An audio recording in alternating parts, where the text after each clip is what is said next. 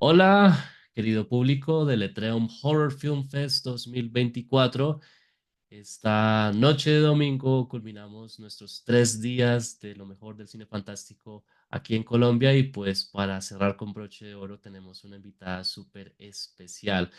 Ella es una maquilladora profesional, es estadounidense, ha trabajado en películas como Guardianes de la Galaxia Volumen 3 y La Mansión Embrujada del 2023.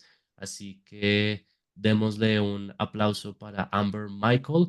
Amber, welcome to the Etreum Horror Film Fest 2024. Tell me, how's your day going so far? Hola. I'm pretty good. I have been doing a lot of planning for some fun things that I have coming up. Bueno, nos dice Amber que nos envía un saludo muy especial y nos dice que justamente está planeando cosas muy importantes para proyecticos que se avecinan. So, Amber, as every single artist that have been in this place with us, every single art piece has a beginning. So, can you tell us a little bit about your beginnings in the art industry, your career? What was that moment where you felt compelled to start in the beautiful art of makeup and effects? Sure. It is actually a long history. I started doing theater when I was 5 years old, and that's kind of where it started for me. And then I went to university for musical theater. I was in theater all through high school, and I started doing makeup on my friends in high school. So I've been doing makeup for a long time and almost 20 years professionally. I lived in North Carolina, and that's where I started doing a lot of I worked at a haunted house for a long time, and that's where I learned a lot of special effects and how to build creatures and bodysuits, and I worked in a lab.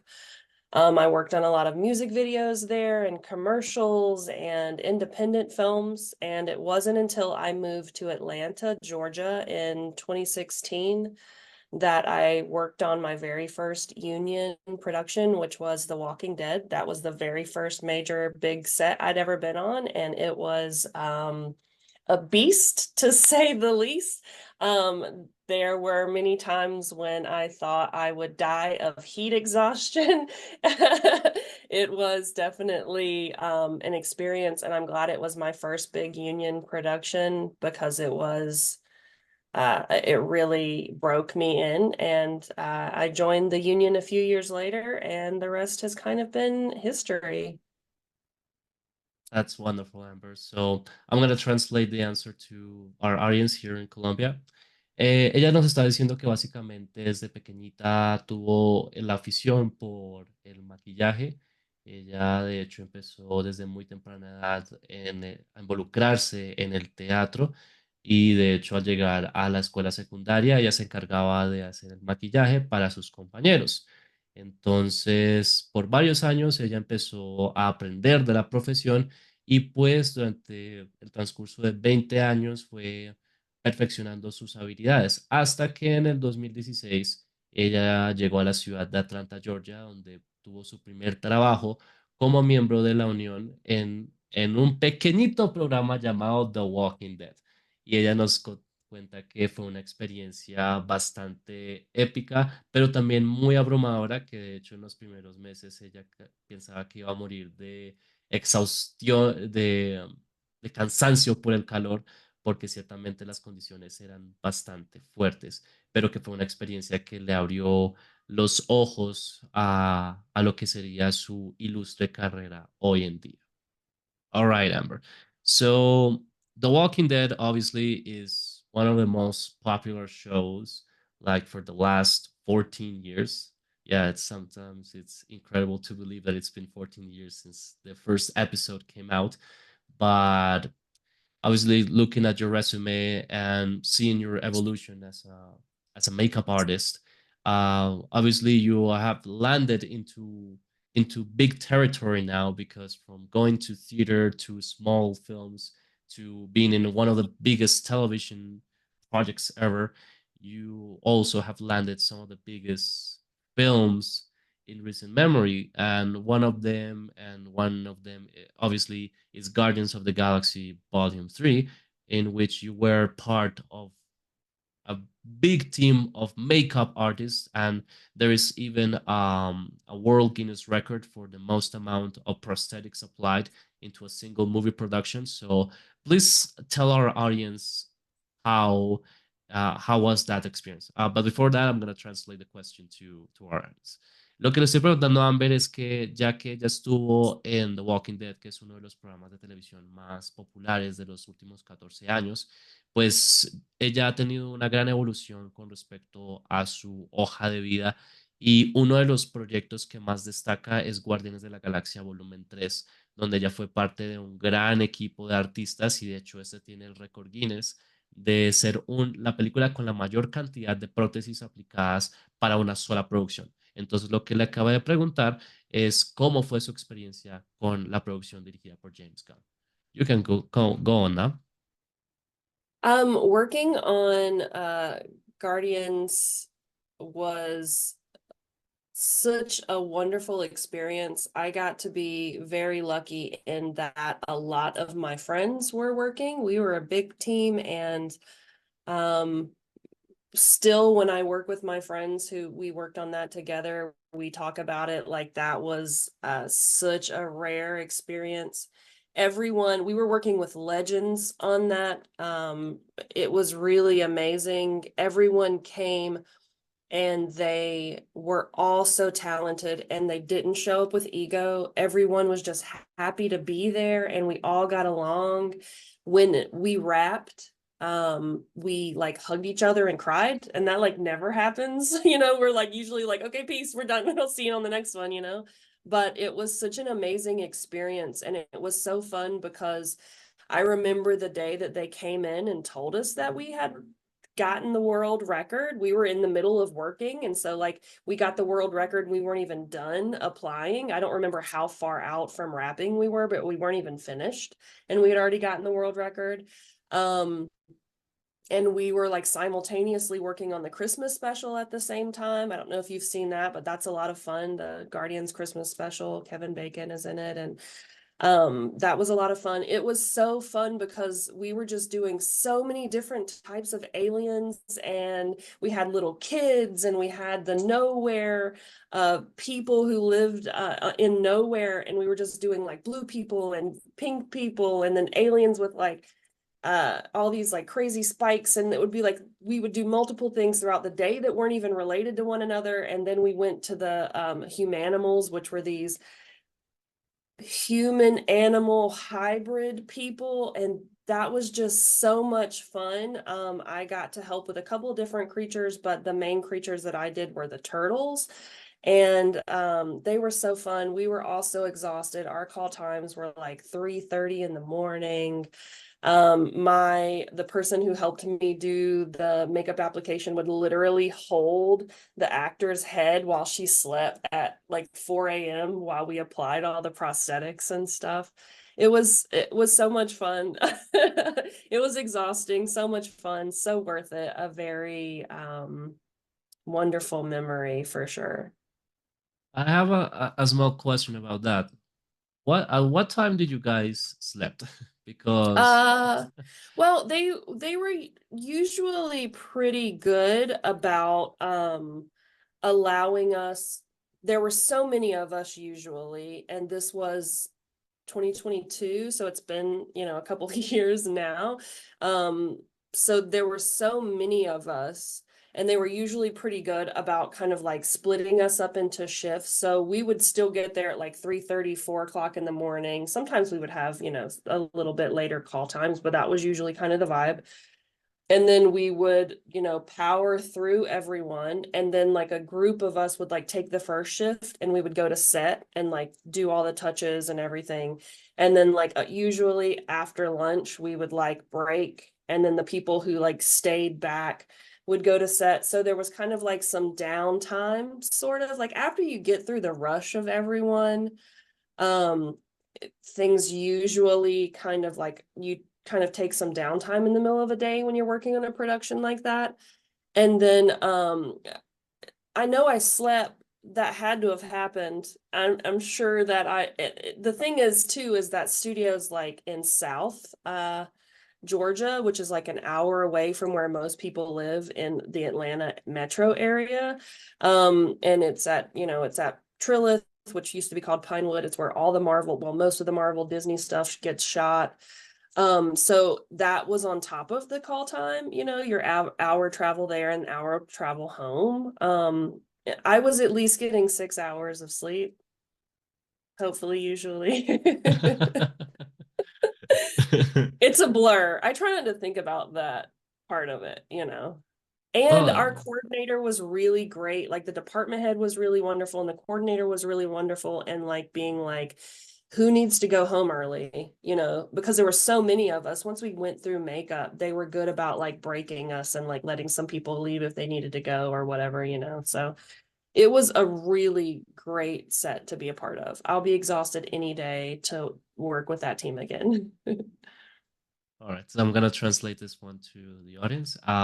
Bueno, ella nos está diciendo que la experiencia fue muy desafiante, pero fue muy divertida.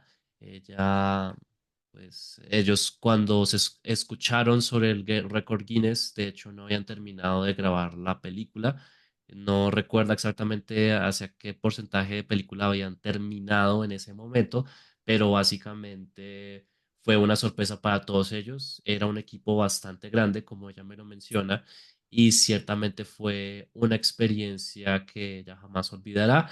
Ella recuerda que de todos modos fue muy desafiante porque los llamados para los artistas de maquillaje eran a las 3:30 de la mañana.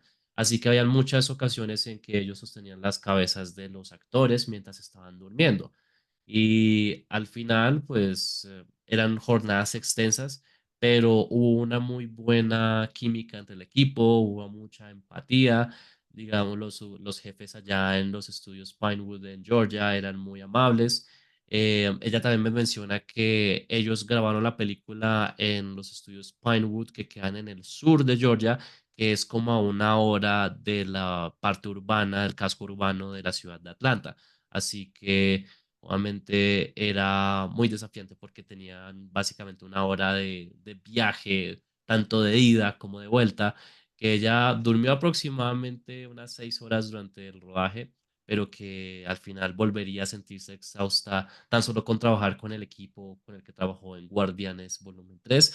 Y ella también dice que trabajó mucho con los Humanimals, que son las creaciones del alto evolucionario, especialmente en los híbridos entre hombre y tortuga, pero que al final del día fue un trabajo bastante colaborativo entre todos los miembros y artistas del departamento de maquillaje. So, since this is a horror film festival, obviously horror has always been linked to makeup effects somehow. We've always had legends like Dick Smith, Tom Savini, Rick Baker. So and you also mentioned me that you've had experience in a haunted mansion, and you eventually got to do an actual haunted mansion movie. So let us know more about that experience because that should have been really fun for you. Working on the Haunted Mansion. Yeah. Yeah, that was a very surreal experience for me, actually, because I got to come in and I was brought in by the department head. I can't remember the exact timeline, but I think I was like hired for this project that we didn't end up filming. I was hired in like November and we filmed it in like March the following year. And so I basically was brought in for three specific characters, and I worked with does I was hired by the department head. I worked with the designer of the film who did all of the characters, all of the costumes. He designed all of the hair and makeup. He's phenomenal. I am blanking on his name right now because I'm terrible with names and I feel awful about that. But he is a phenomenal, really wonderful um, human being. He had two-dimensional sketches and the faces were like this big. and I had to translate that little tiny face. I was like blowing it up on my iPad and it was like losing all of the detail. And so I literally had to like work off of this and make it translate to a 3D face. I came in and I did a test. And the model that I had, her name is Ariel, and she's the actor. She was one of the main ones. She's a dancer. They perform. They're the Can Girls. And I basically got to design his 2D face and turn it into a 3D render. And the department head came in, the hair department head came in, and the designer came in. And when he saw the makeup that I did on my test day, he said, "This is better than I designed. This is better than I imagined." And I was just like beaming. The dancer and the model Ariel was like beaming because we had been working together for a couple hours that day, and I had been like nervous at the beginning of the day, and then I had worked on the design for months leading up to it. And then I did the test and then like I wanted to perfect it. So I was still working on it before we shot it in March. And it was 3 models that we had to replicate over 3 days, I believe, 3 days of shooting. And that was such a surreal experience because the days that we shot that, we were literally shooting in the Haunted Mansion, and they had built that again at Trilith Studios at what used to be called Pinewood. And I cried when I walked in. It was phenomenal. Like the details were completely immaculate. The floors were beautiful. Cobwebs and all of the like just the details were mind-blowing, and it looks exactly how you imagine the ride to look if you were to be able to get off and like walk through it. It was so mind-blowing. All of the ghosts were there. Danny DeVito had this little um digital camera, and he was walking around like a little kid taking pictures of everybody, like Lakeith was taking pictures. One of the models that I did, or one of the actors that I did, came running in, and she was like, "Oh my God, you'll never believe Lakeith made us pose with him and take all these photos." I wish he would post them. I would love to see those pictures. But it was just a surreal experience because all of the special effects, makeup, everything was practical. They had the people dancing in the dining room. They were literally suspended with black wires. You couldn't even see them in the room with the people. So there were like ghosts floating around the room. Rosario Dawson was there. She is a phenomenal human being.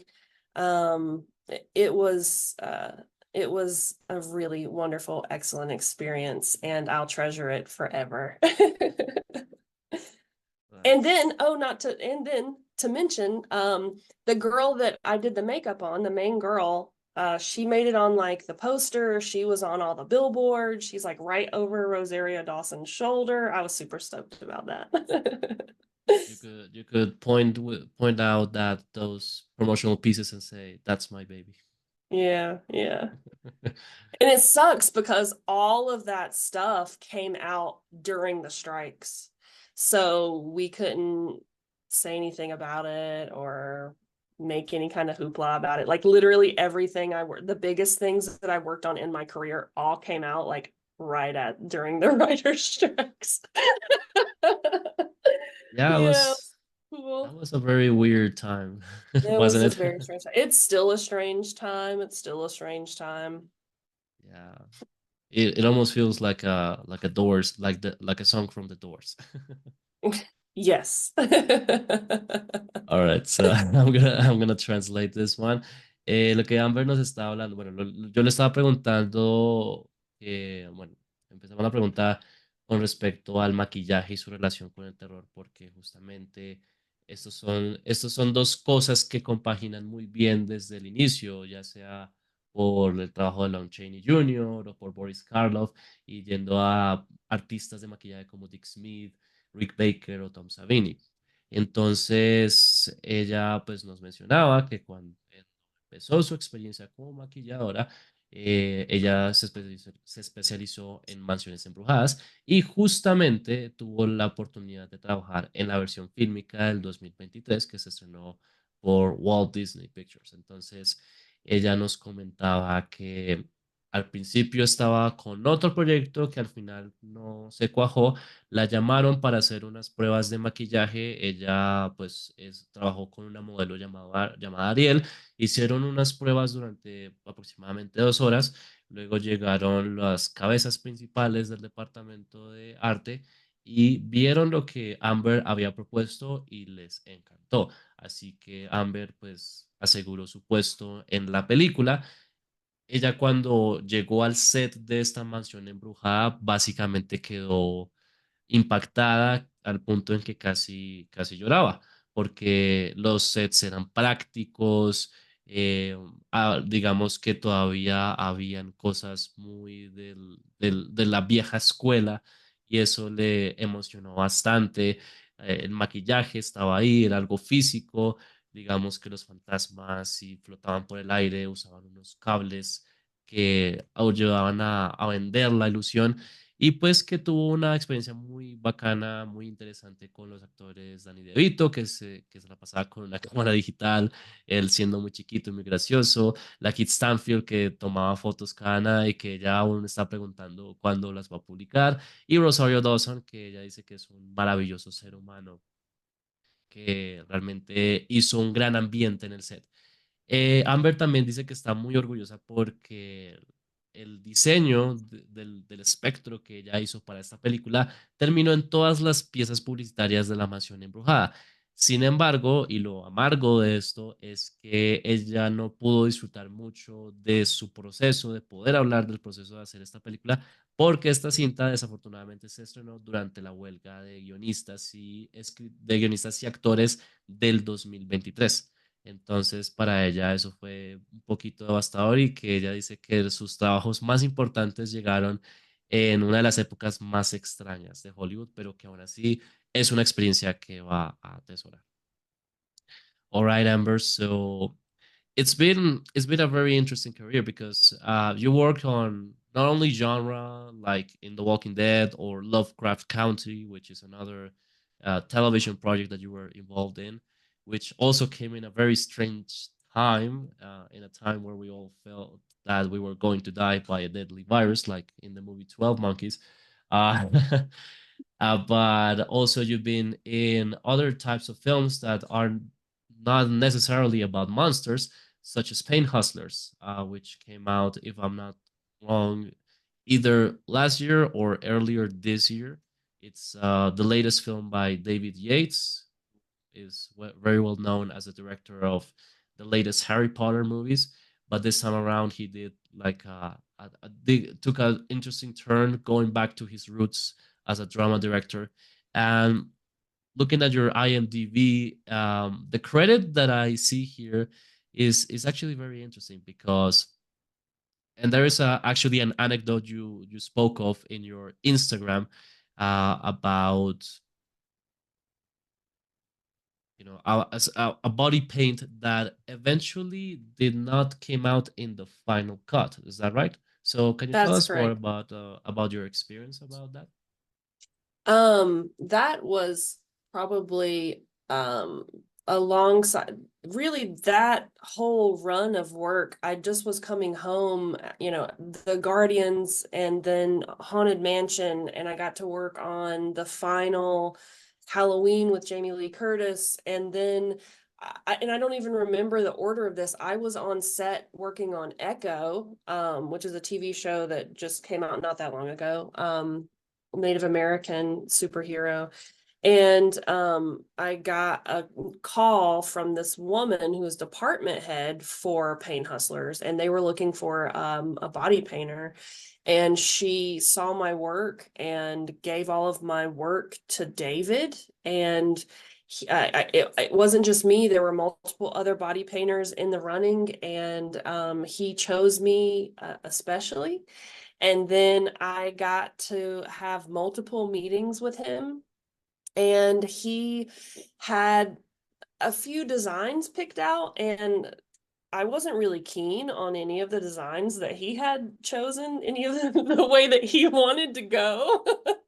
And so I told him, I put together like all these mood boards and like put together some stuff that was like pulling from like street art and different like cultural art and paintings that I had done and like body painting that I had done. And I put together these mood boards and like street textures and peeling paint textures. And just like I work from like just, you know, different things that inspire me. And I put together these mood boards and I brought them to him and I said, I know that this is, you know, you have a vision for this and you're bringing me on because this is my specialty. If you allow me to have the full creative reins with this, I will give you something way better than what you have proposed to me. And he was like, okay, you have free reign to design it. And he was really cool with that.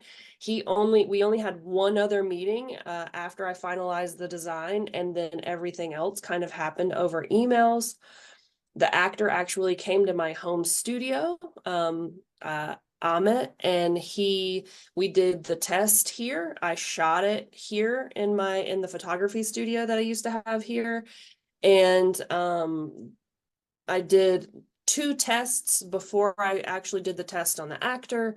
And then we submitted everything, and David was just like over the moon about it. He said it, you know, it was so beautiful and he really loved it. And he was super sweet about my work. And when he was talking to me about my work, he treated me like I was a peer. He talked to me and he was like, I just love your work so much and blah, blah, blah. And I was like, on a Zoom with David Yates, and I was just like, I love your work.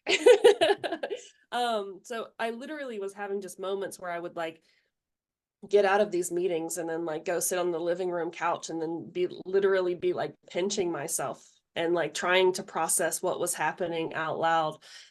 The day of shooting comes and I have my best friend who assisted me, and it was a long day and things kept getting moved around and pushed, and Amit stayed in that makeup for at least 10 hours he was in that makeup, and then they shot it, and shooting it took another hour or so. um Everyone was there that day: Catherine O'Hara, Emily Blunt, a few other people that I can't remember. It was a whirlwind. But it it ended up being that David wanted to add another scene. I was back working on True Lies at the time, and they reached back out to me saying they wanted to add another scene where the actor is like in this full body paint and he's like riding in a limousine. It was just like all of this stuff. And so the idea is that he's like this buttoned up business guy and that he does some drugs and gets crazy at this party and is like, I want to be body painted, and he lets loose at this party. Um, and it was funny, and like it sometimes happens, it got cut from the movie, and that's a bummer, but I'm glad that I had the experience and I have the pictures, and uh it was a fun time. It was good. Can you show at least one picture of it, or Yeah, yeah. at least it won't be cut in here, I promise. Yeah, for sure, for sure. And it was fun because the collaboration of like getting that blue that I used on him is like one of my most favorite blues by Wolf FX, and it's like it when you see it in the light, like a picture doesn't do it justice. It's like iridescent, and when we shot it, it was like this huge party scene that was like by this pool, and they had all of these like LED lights, and the way that the lights moved across his skin looked so beautiful and so cool. Um, but yeah, it was fun. I'm glad that I have the experience of doing it. I'm glad that I have David Yates' contact information in my phone. Le estaba preguntando a Amber con respecto a una película llamada Pain Hustlers que pueden encontrarla en Netflix. Está protagonizada por Emily Blunt y Chris Evans y está dirigida por David Yates, que es el director de las más recientes entregas de Harry Potter y Animales Fantásticos. Aquí le pregunté por esta anécdota porque justamente ella no solo ha trabajado en cine y televisión de género, sino también se ha aventurado en dramas. Y para este drama ya se le encomendó hacer una pintura corporal para un personaje en esta película. Entonces ella presentó sus ideas, contrataron un modelo, ella en su propio estudio hizo unas experimentaciones basadas en texturas como arte urbano, ella usó diferentes inspiraciones y al final a David Yates le gustó bastante el resultado final que le dio Amber. Sin embargo, a la hora de grabar la escena, pues la escena se terminó grabando con el actor se suponía que en el guión se había intoxicado en una fiesta y decidió manejar su limusina cubierto por pintura corporal o body paint. Y la cuestión es que por cuestiones de ritmo la escena terminó cortándose, pero pues ella aún así sigue orgullosa de la experiencia que tuvo en Pain Hustlers y de hecho está muy orgullosa porque tiene el número de información de David Yates, quien fue un director bastante eh, un director que la apoyó bastante durante este proceso y que ciertamente vio mucho su talento y que no dudó ni un segundo de ella, pero pues ella dice que son cosas que a veces pasan, que a veces se tiene que cortar cierto material de las películas pues para poder tener un mejor ritmo. Entonces, ya llegamos a la fase final de nuestra entrevista con la gran Amber Michael. So, Amber, um, obviously, your body of work keeps expanding every single year. What's next for Amber Michael? Where can we glance your latest work in the future? Because indeed, what you've done in TV and film is something really special. I believe we have another great makeup artist in the way, but obviously the versatility of your work is something that is very impressive, and for even someone as young as you who has a lot of experience is very great. So Oh, thank what can you. we Am I young? Um, yeah, so I have worked on a couple of projects the last couple of months. I'm not really at liberty to disclose what they are right now. But they've been some really cool stuff. One was a TV show and one was a Marvel film. And so that'll be coming out. I don't know when the TV show wrapped. I'm sure they have some reshoots to do. The Marvel show left Atlanta, went to Utah, and then I think now they're in Malaysia. So I can't really talk about those things. Maybe I shouldn't have said where it went either. But I have a couple more things like this. I'm going to be doing a couple more panels, a couple more speaking engagements. I really enjoy this type of thing. Hopefully, guesting on some podcasts, we'll see. And speaking of podcasts, I started my own. It is called Beyond the Makeup Chair, and it is all about film production, TV production, but from the perspective of a makeup artist. It's not exclusively just about makeup, but I'm a makeup artist, so I can't get away from that subject a little bit. Yeah, I have some personal projects lined up with some photographer friends of mine of some makeups and some photo shoots that I've really been wanting to do for several years. So hopefully the schedules will align. We're working out details now to get some fun things down. And there are a few other potentials in the wings, but nothing solid that I can talk about. Yes, otherwise it's classified. It's classified. Top secret. They're breaking into my house now, just hearing me have a discussion, even hinting at it. That's certainly wonderful, Amber. So I'm gonna translate one more time to our viewers.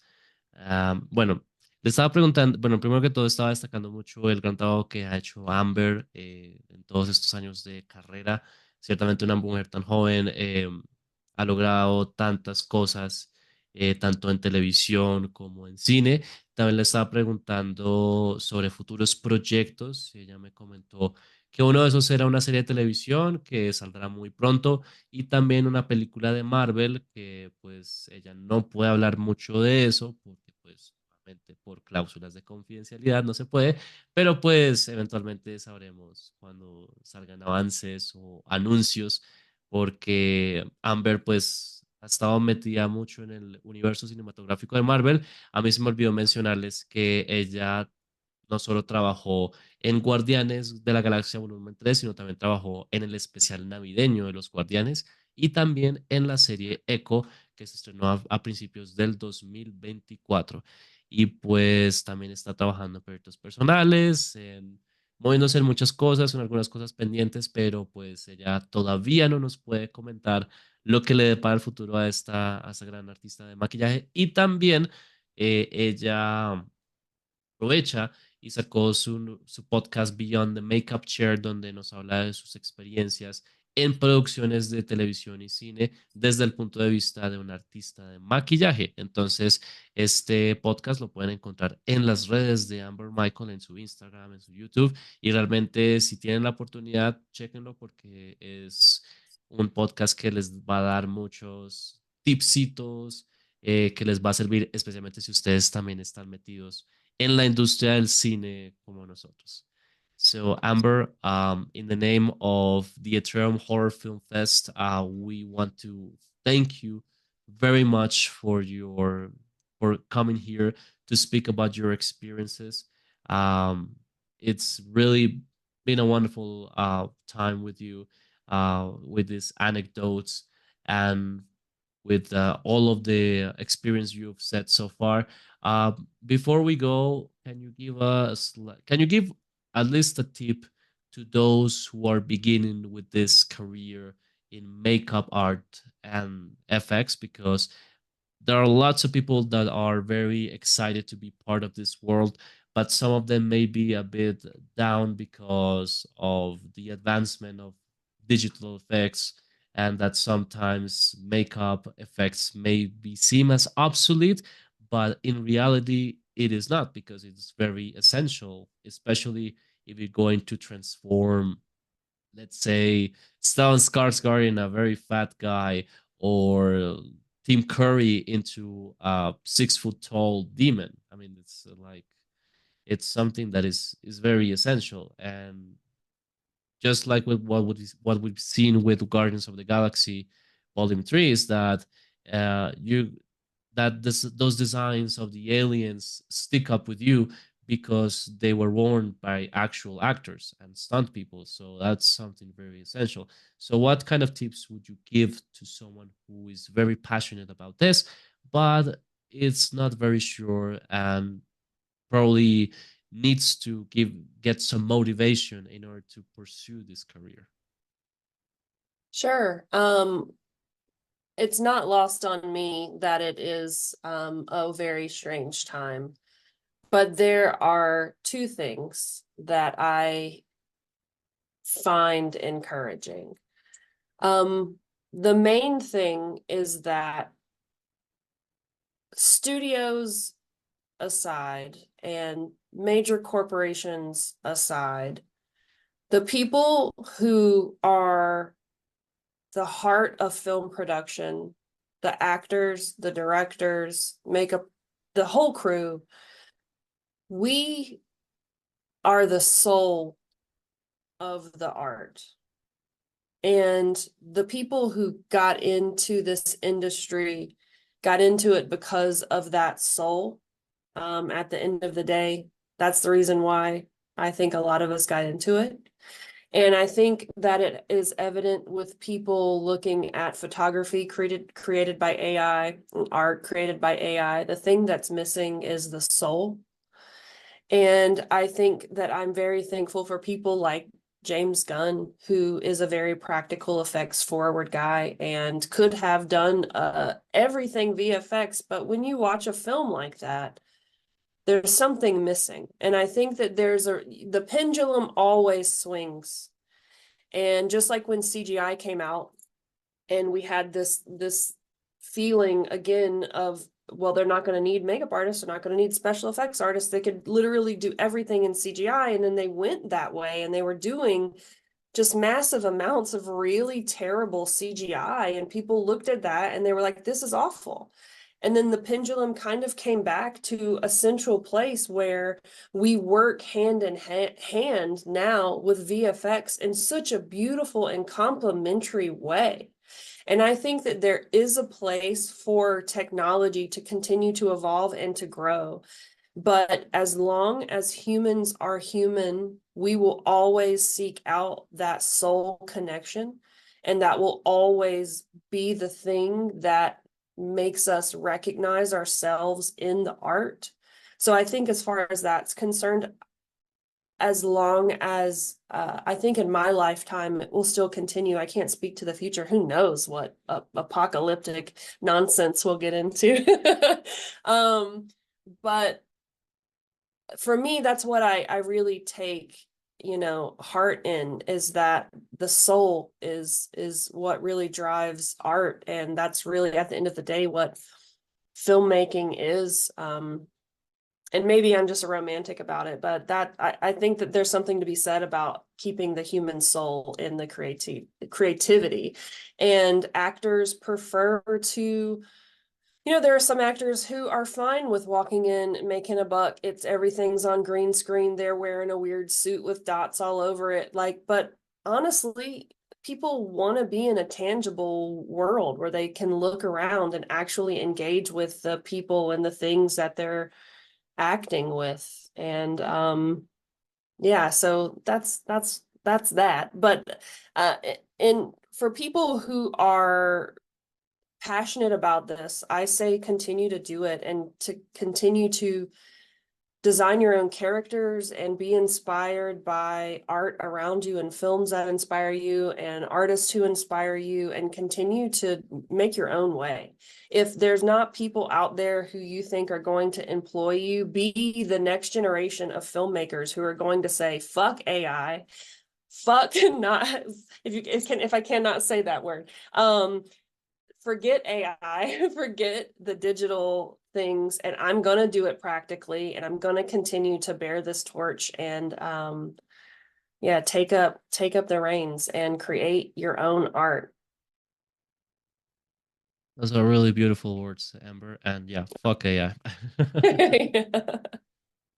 Entonces, Amber, bueno, la última pregunta que le hice a Amber antes de terminar es básicamente, ¿qué consejos le darías a futuros artistas que quieren emprender este trabajo del maquillaje, pero que tal vez se sientan un poco desmotivados por los avances en la tecnología y el constante uso del CGI para el diseño de personajes fantásticos?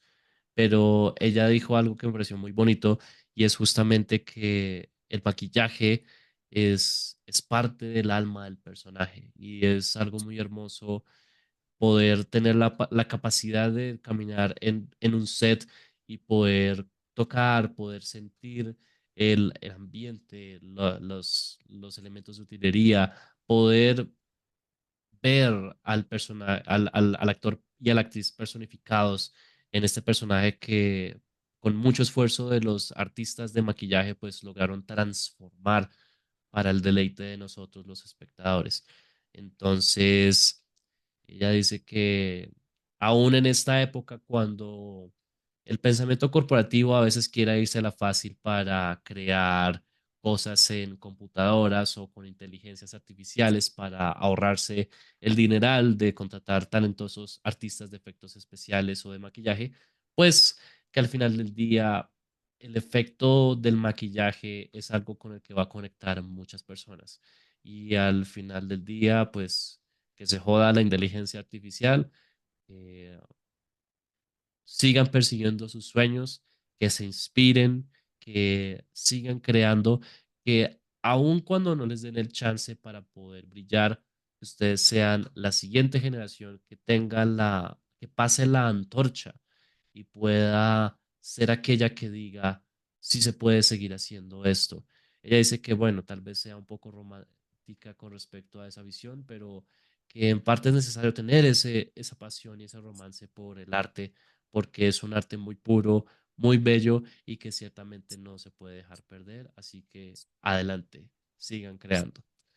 So, Amber, thank you one more time for your time.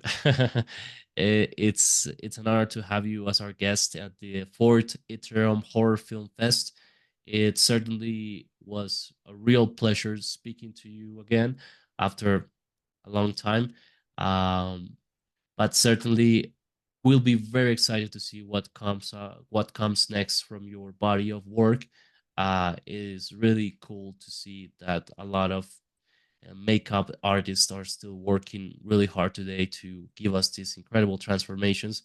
So, last thing, please provide us with your social media and a little greeting to our Colombian fans out there. And we hope to see you soon in person because we definitely want to hear more stories from you because I'm sure that you have a lot of stories to tell. Yeah, well, thank you so much for having me. This has been really fun. I am honored to have been asked to do this. I love doing this type of thing. I love to talk. So, you can find me on all social media platforms at Amber Michael Art.